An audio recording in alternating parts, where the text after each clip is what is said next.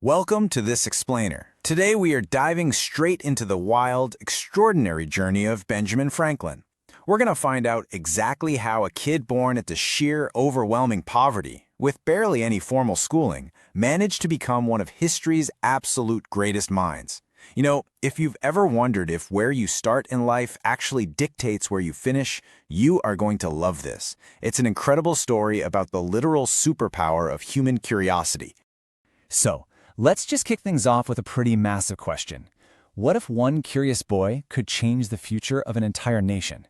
Because today, we're looking at a guy whose discoveries completely flipped science on its head, whose ideas literally shaped modern democracy, and whose wisdom we're still quoting centuries later. It's wild to think about how knowledge and just plain persistence can ripple out from a single mind and rewrite the future for everyone. And you have to remember, his story absolutely did not start with wealth or privilege. It kicked off in a jam-packed, impoverished house, and he got exactly 2 years of formal schooling, total.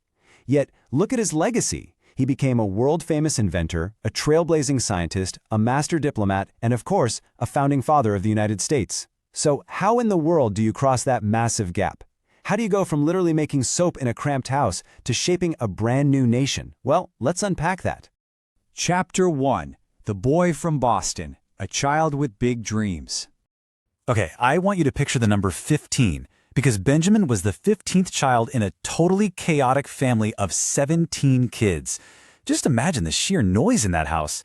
Life was incredibly tough, money was practically non-existent, and his dad worked himself to the bone, making soap and candles from dawn till dusk just to feed 17 mouths. It was pure survival mode, the kind of environment where big dreams usually just get totally crushed by the daily grind of poverty. And because they were so poor, young Ben got just 2 years of formal education. 2! But here's the thing, instead of just accepting that fate, he did something completely remarkable. He took total ownership of his mind. Whenever he scraped together a spare penny, he didn't blow it on sweets, he bought things to read. He'd even borrow books from local apprentices, stay up half the night reading them by the dim light of his dad's candles, and then sneak them back the next morning. He just devoured science, philosophy, history. He basically turned his lack of schooling into a relentless, self-taught masterclass. Fast forward a bit, he starts apprenticing in his older brother's print shop, which is where he really discovers the sheer power of words. But his brother was incredibly harsh to him. So at just 17 years old, this kid takes a massive gamble. He essentially runs away, which, by the way, was actually illegal for an apprentice to do back then, and he heads straight to Philadelphia. He arrives completely alone, totally exhausted, starving, carrying literally nothing but a couple of spare shirts. Nobody knew him, but he had this absolute burning dream of freedom and success that was just bigger than any obstacle in his way. Chapter 2. Building a Philadelphia Empire, the Rise of a Genius. Once he got to Philly, Franklin didn't just scrape by. He absolutely thrived. Through nothing but sheer grit, he built his very own, highly successful printing business. He eventually became one of the biggest publishers in America, and he was a total genius at branding too. To prove to everyone how hard he worked, he'd purposely push his own heavy wheelbarrow full of paper right through the busy streets. He wanted the whole city to see his hustle. He figured out really early on that people respect hard work and wisdom just as much, if not more, than inherited wealth. His whole philosophy at the time is perfectly summed up in one of his most famous lines: "An investment in knowledge pays the best interest." He actually published that in his wildly popular Poor Richard's Almanac. Think of the Almanac as this yearly publication where Franklin just poured out practical advice, really witty humor, and life lessons. It's where we get legendary sayings like "early to bed and early to rise makes a man healthy, wealthy, and wise." By teaching everyday people how to live better lives, the Almanac became an absolute smash hit across the colonies. He literally built himself a media empire. Chapter 3. The Accidental Scientist, Shocking the World. Now, while most folks in the 1700s looked at lightning and saw a terrifying, unpredictable act of God, Franklin just wanted to understand it. He dove headfirst into electricity when practically zero was known about it. And he didn't just play it safe in a lab. No, he literally walked out into a dangerous thunderstorm with a kite, which, let's be real, was wildly risky. In fact, other scientists who tried to copy that exact experiment later on were electrocuted and killed.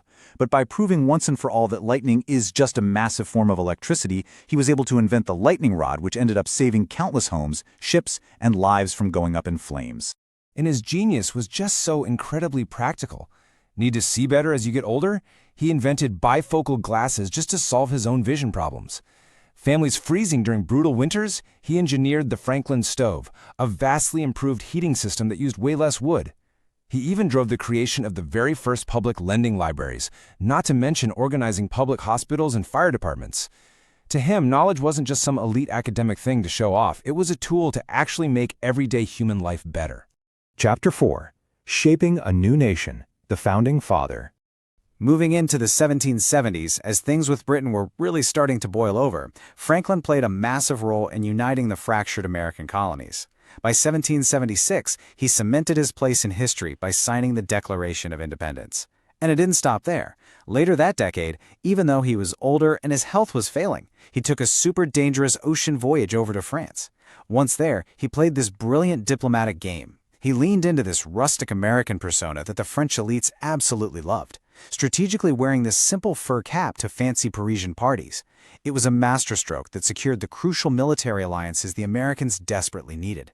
And finally, in 1787, his wisdom helped shape the actual United States Constitution. So, what was the secret sauce here? What drove all of this unparalleled success? Honestly, it wasn't just raw natural intelligence. It was his unwavering commitment to lifelong learning. Even as this highly respected elder statesman in the middle of a massive political revolution, he never stopped reading. He never stopped passionately questioning the world around him. He deeply understood that personal growth doesn't ever have a finish line, and that's exactly how he kept his mind sharp and adaptable for his entire life. Chapter 5. Lessons for Modern Greatness, Legacy of Wisdom. When you look at Franklin's life, the biggest takeaway is that greatness isn't something you just magically inherit. Your starting line, even if it's extreme poverty, does not dictate your finish line. If you treat curiosity like a literal superpower, if you stick to relentless daily discipline, and if you go out there and actively create your own opportunities instead of waiting around, you can completely change your destiny.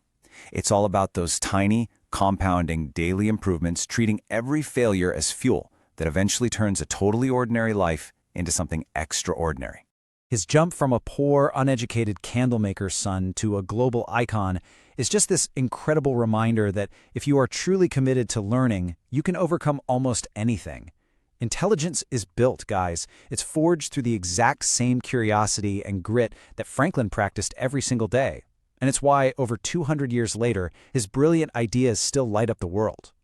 So I'm going to leave you with this final thought. A single curious mind can change history forever. What will yours do? Thanks so much for joining me for this explainer. Keep learning, keep questioning, and I will catch you next time.